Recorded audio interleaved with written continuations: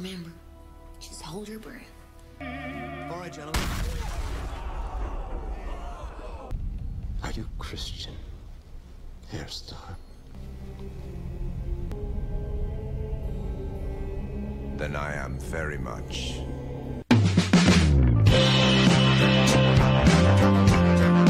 Yuhu everybody, welcome back again with me Chanku yang akan menemani legendary kalian dalam rangkuman film kali ini. Masih di ranah yang sama dan di pembahasan tentang film Preacher season 2 episode 7. Kali ini di episode 7 ini kita akan banyak membuka rahasia tentang sebuah organisasi fasi agama yang berobsesi serta berambisius agar menguasai dunia, terutama di bidang agama, dan kostum yang mereka gunakan kostum berwarna putih tentunya. So sebelum itu jangan lupa subscribe, like, comment, serta share untuk mensupport gue tentunya. Dan tanpa banyak bacot lagi, langsung saja pasang headset kalian, naikkan volume HP-nya, and go to the list story guys.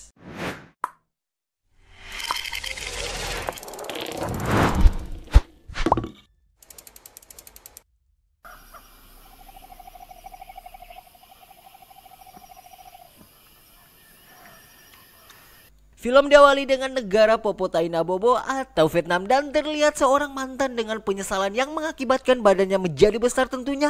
Lalu terlihat sepasang suami istri pemilik peternakan babi yang mana tiba-tiba sang istri langsung berteriak histeris sampai bola matanya mau keluar dari matanya.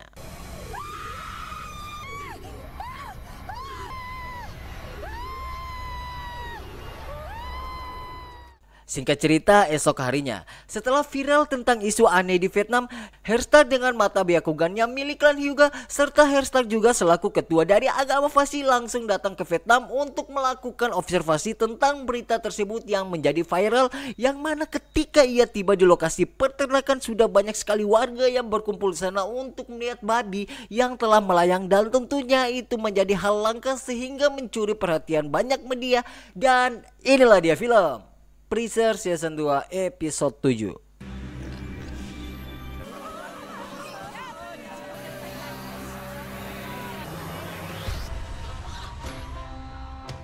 Melanjutkan episode yang kemarin, tepat di tengah malam kota New Orleans, kegiatan di malam itu nampak chaos sekali, di mana banyak sekali orang yang mabuk serta tidur di jalan hingga dievakuasi oleh petugas di sana, di mana di antara orang-orang mabuk tersebut terdapat seorang pria yang katanya kurang sehat akalnya atau sedang mengalami gangguan mental, untuk kemudian ia berceramah di tengah ramainya kota itu tentang sebuah dosa serta apa yang akan mereka alami ketika kiamat melanda bumi tentunya. Lalu karena pidato orang tersebut tentu suaranya mencuri perhatian si Jesse, sehingga ia berpikir bahwa di sini menyimpan sebuah informasi tentang Tuhan, untuk kemudian mereka bertiga pun memutuskan untuk pergi ke tempat klub jazz yang lain, yang mana tempat itu dikenal dengan sebuah judi taruhan menembak korban, dan jika korban itu tak mati maka korban tersebut menang dan ia akan mengambil semua uang taruhan tersebut.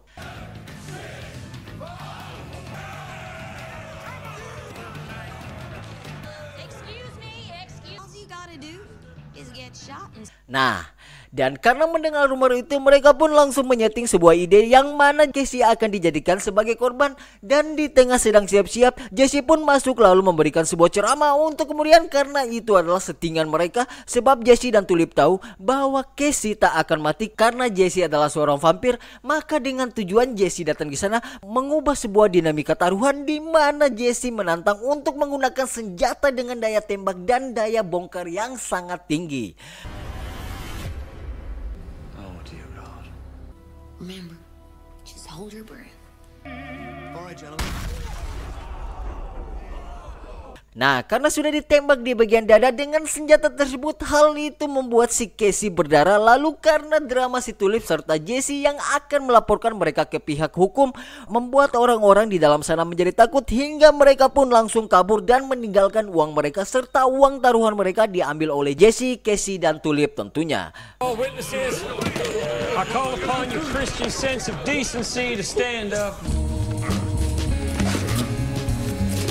You okay?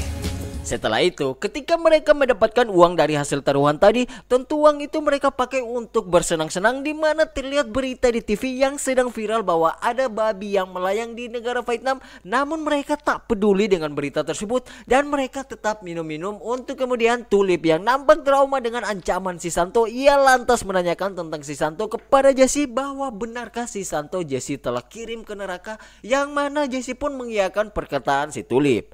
Padahal tanpa Tulip sadari, Jesse tak mengirim si Santo ke neraka, melainkan ia menenggelamkan si Santo ke dalam sebuah rawa di episode sebelumnya. Dan setelah mendengar apa yang dikatakan oleh Jesse, hal itu membuat si Tulip lega hingga mereka berdua pun memutuskan untuk balik duluan serta meninggalkan Casey bersama anaknya, yaitu si Dennis. Kemudian karena melihat Jesse dan Tulip pergi, mau tak mau Casey harus menemani anaknya, di mana karena tak paham dengan bahasa Perancis yang digunakan oleh Dennis anaknya, Casey pun menyimpulkan bahwa setiap pembicaraan si Dennis dengan kata iya aja. Untuk kemudian ada seorang pria yang berada di sebelah mereka pun yang paham dengan apa yang dikatakan oleh si Dennis. Ia pun menjadi translator mereka berdua. What the hell would you know about it? I'm a French professor from Tulane. Oh, right.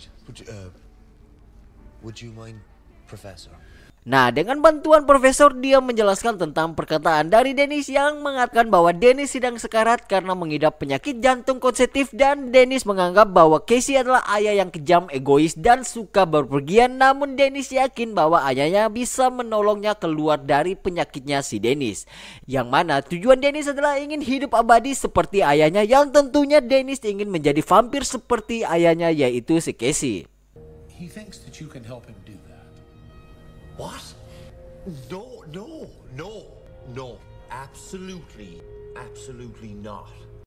Dengan mengetahui apa yang diinginkan oleh Dennis, Casey pun menolak untuk melakukan hal itu karena jika saja Dennis menjadi vampir seperti dirinya, itu akan sangat berisiko nantinya, serta juga Casey punya alasan yang sangat amat sedih, tapi nanti akan dijelaskan karena si Casey ini tuh gak mau untuk menjadikan anaknya seperti dirinya, yaitu seorang vampir, guys. Tapi nanti akan dijelaskan nantinya. Nah, karena mendengar argumen dari si Casey, tentu hal itu membuat si Dennis kecewa kepada ayahnya. Untuk kemudian ketika Dennis pergi, hal itu membuat Casey menjadi kepikiran dengan maunya Dennis untuk menjadi vampir, hingga ia melampiaskan kemunuman, yang mana karena terlalu banyak minum, ia pun teler dan dibawa oleh petugas karena mereka mengira si Casey telah meninggal tentunya saat ia keluar dari klub dan tidur di depan klub tentunya.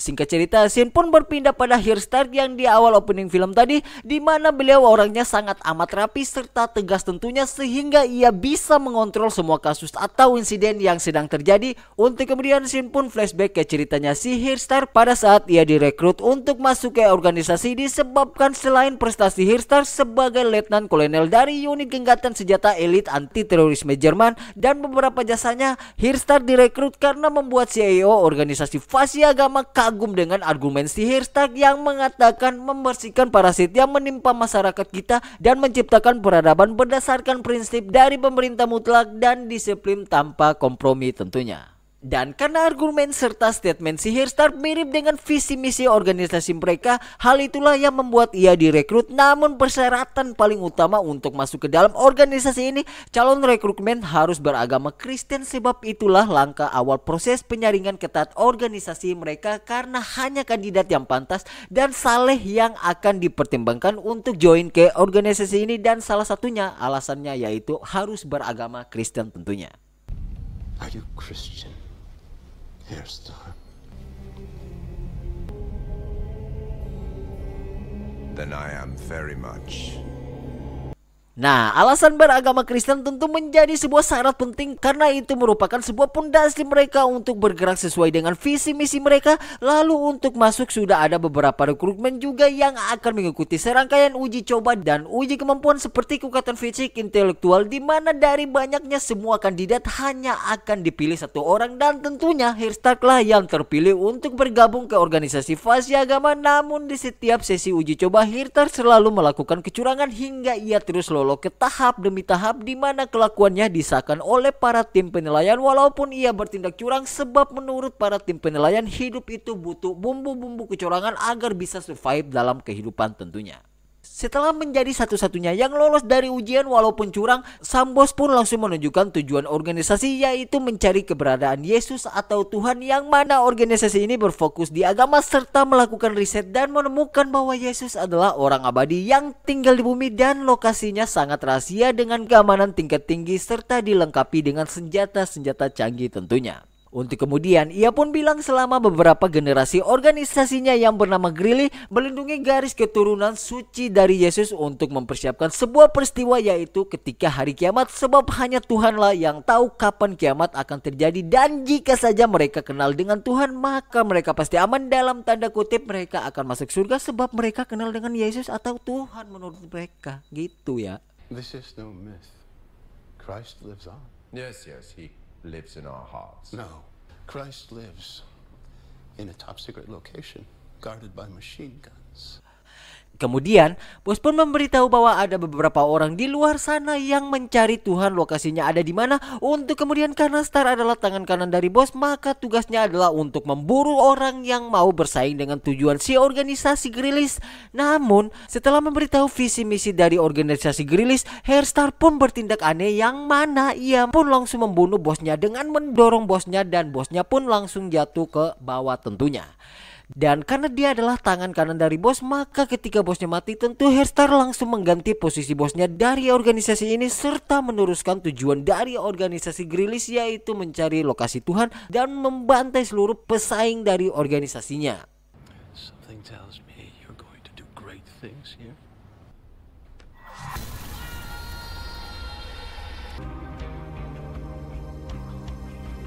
Dan di sisi lain, saat Tulip sedang tidur, ia mengalami mimpi buruk di mana ia memimpikan Santo pembunuh tanpa jiwa, dikarenakan ancaman si Santo waktu itu membuatnya ketakutan bahkan trauma hingga terbawa di mimpinya.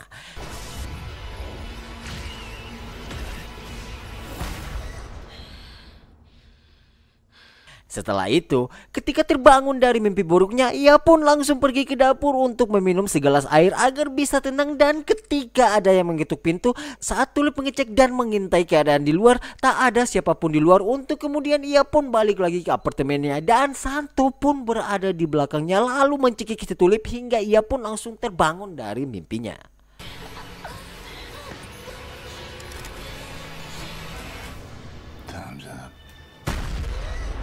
Nah, ternyata itu adalah mimpi Tulip juga, di mana itu adalah mimpi yang berulang. Untuk kemudian Tulip pun langsung berjalan keluar dari kamarnya dengan hati-hati. Hey, how'd you sleep? Ya, di saat Jesse sedang mengamati video kakek yang mengaku Tuhan tersebut, Tulip pun menceritakan tentang mimpi buruknya tentang si Santo yang ingin membunuhnya, serta Jesse minta maaf atas hal itu sebab jika saja Jesse tak terlambat waktu itu, mungkin Tulip tak akan mengalami trauma tentang Santo dalam insiden kemarin di episode sebelumnya.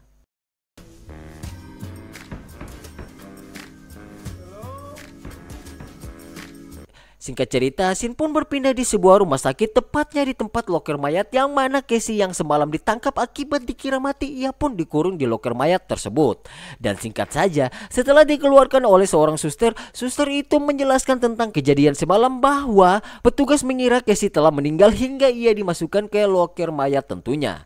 Sementara di tengah sedang berjalan, Casey melihat sepasang suami istri yang baru saja kehilangan orang tuanya, dan Casey yang melihat hal itu, ia nampak sedih dengan kejadian tersebut sebab Dennis anaknya juga mengalami hal yang sama, bahkan sudah sekarat tentunya karena mengidap penyakit jantung tentunya. Kemudian di sisi lain, Tulip yang terus membayangkan tentang si Santo, ia pun memutuskan untuk pergi ke sebuah tempat klub semalam yang mereka pergi. Lalu ketika tiba di sana, Tulip meminta mereka agar menembaknya sebab menurut Tulip untuk melupakan Santo ia membutuhkan sebuah healing batin serta adrenalin, sehingga tempat itulah yang cocok untuknya. Untuk kemudian ketika ditembak, Tulip pun berhasil bangun dalam hitungan 10 dan nampak segar serta berekspresi tentunya.